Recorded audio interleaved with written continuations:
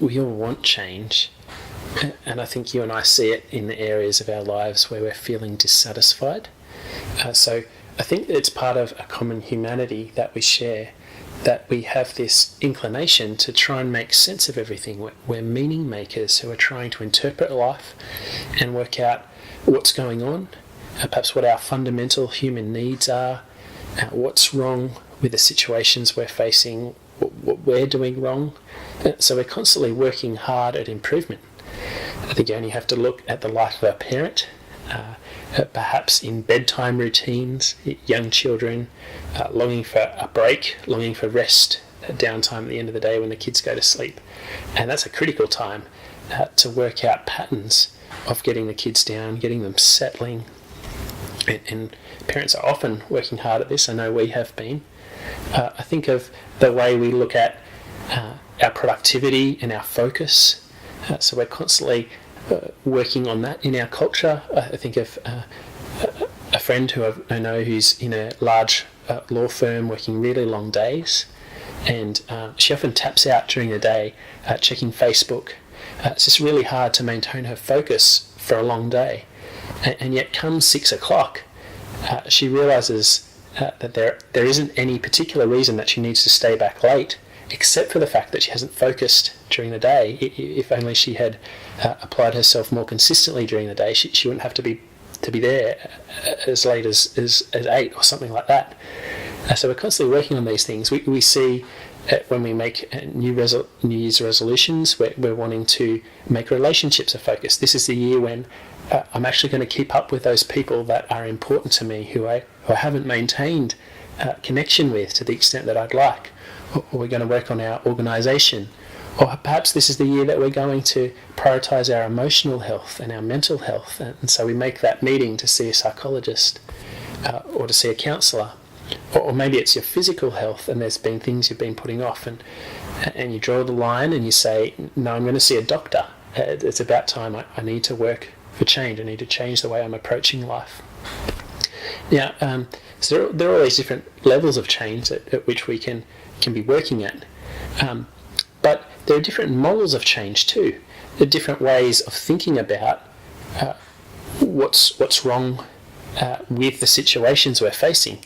Our society is pretty big on self-actualization. That's maximising your potential, increasing your fulfilment, doing everything you can to do that. Sometimes that might mean a change in circumstances. Often when we're looking at problems in our life, we tend to look outside ourselves. We look at those around us and hope that they can change. We put measures in place to work for changing our circumstances. We look at a definition of what might be our underlying needs that need to be met, and how we can work to get those needs met. I think we can look at our behaviour. Lots of models of change emphasise behaviour, looking at how we respond to situations. And then others might include our thinking as well, that leads to the behaviour. And also, particularly, our self-image, how we see ourselves. If we can do some helpful work there, then maybe change will be produced in our life. Now, I think those kind of areas of change that actually involve looking at ourselves are actually closer to where real change is needed. And that's actually something that's distinctive, I think, about God's agenda for change. So God is concerned about circumstances, and the Bible gives some weight to that.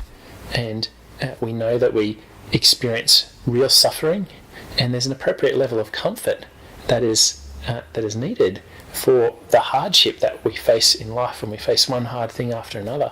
So the Bible puts weight on that.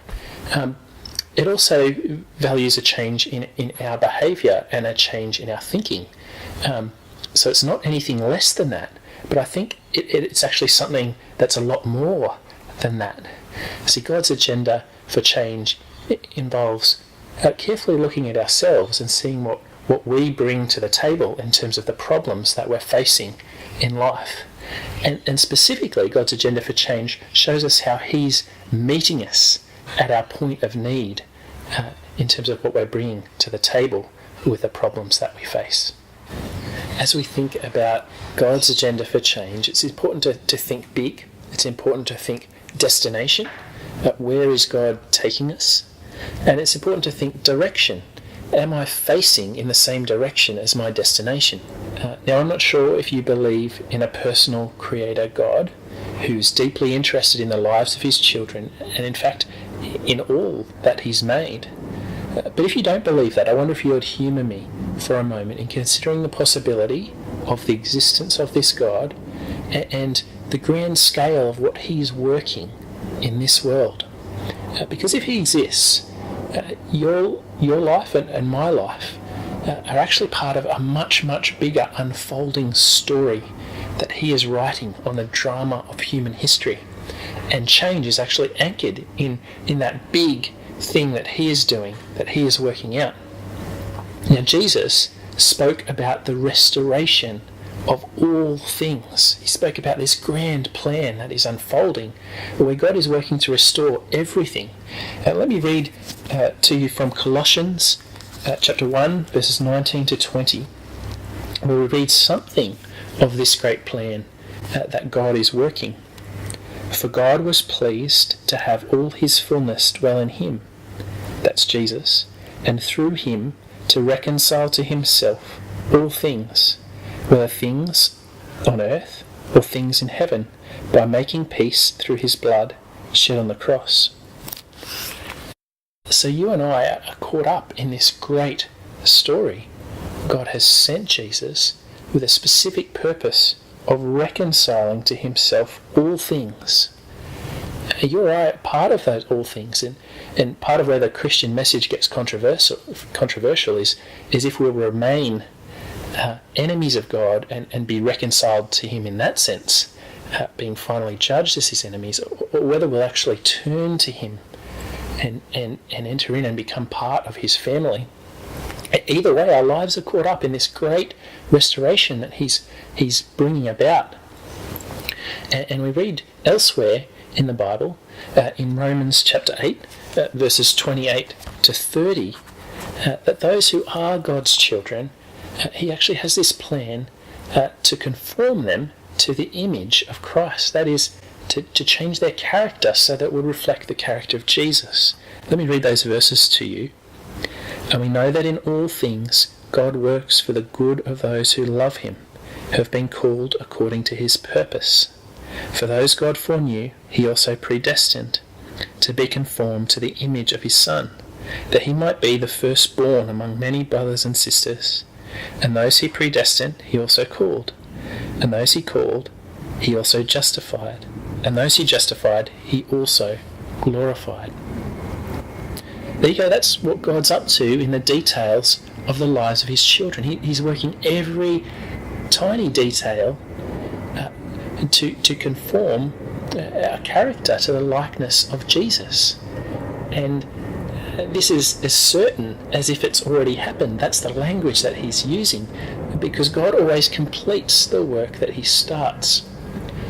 So that's our destination. That's where we're headed.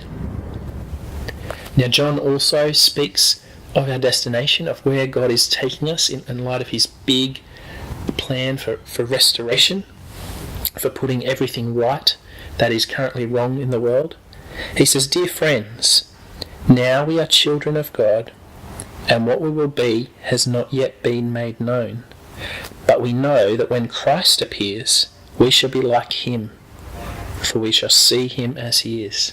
So John writes of the same thing we read in Romans, that God is making his people like Jesus, and all that change that is not complete until the day we go to be with him will one day be changed in an instant, so that when we see him face to face as he really is, all that change that hasn't yet been completed will then be complete. So that's where we're headed. That's our destination. But the million-dollar question is, what does all that have to do with life right here and now? So why that's such an important question is because often for Christians, their lives are characterised by what some people have called a gospel gap. That is, they know that their past sins have been forgiven. They stand reconciled to God. They stand free from guilt and made right with him. And they have this hope of future restoration of where God's taking them.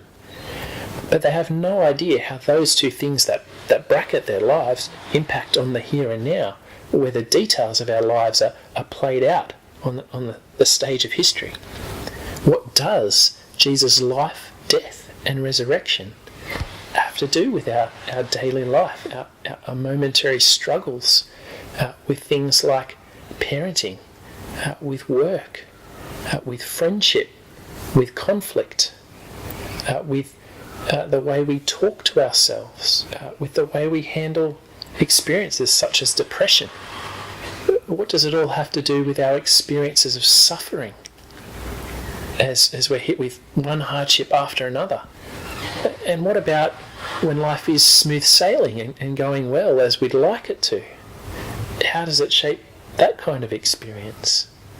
Well, I'm going to introduce you to a tool which I call the change triangle, which is designed to help us align our direction with our destination. In the Bible, there are always three dynamics at play in anything that's going on for you and for me. And they are firstly the situation, secondly the heart, and thirdly God.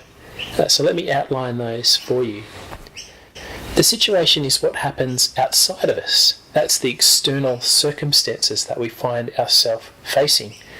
And it can be circumstances that we perceive as good or bad. It can be experiences of suffering and hardship or experiences of blessing. But either way, it impacts on us. There's a valid part of that dynamic at play. Secondly, the heart. That's what's going on inside of us. It's our internal response to the situation we're facing. And the Bible talks about us having desires, things that we're wanting, that can be good, but can sometimes get in the way of loving those around us and responding in a helpful way to the situation. And the heart is the word given to describe those desires, what goes on inside of us. It's kind of like the control centre of our life, the steering wheel, if you like, that controls our responses to life, that's shown in our reactions to what happens, in our thoughts and feelings. And God, well, the Bible presents a personal God who's deeply interested in the lives of his children, and he has this personal agenda for change that's being played out in every situation that we face. And God isn't absent from the lives of his people. He actually meets them in ways that are directly relevant both to the situation that we're facing and our internal heart struggle. And he meets us to offer us both rescue, to bring us out of ourselves, out of our perhaps feeling stuck and unable to produce the change that we're wanting. And he offers us to meet us refuge as well. That is, he's a safe place for us in the hardships and suffering of life, and he provides us with real comfort.